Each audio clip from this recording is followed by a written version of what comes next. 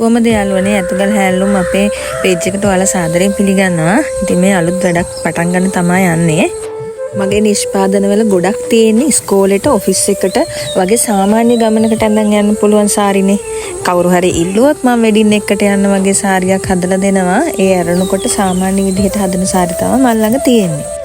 ඉතින් මේ දවසක විතර ලොකු වැඩක්.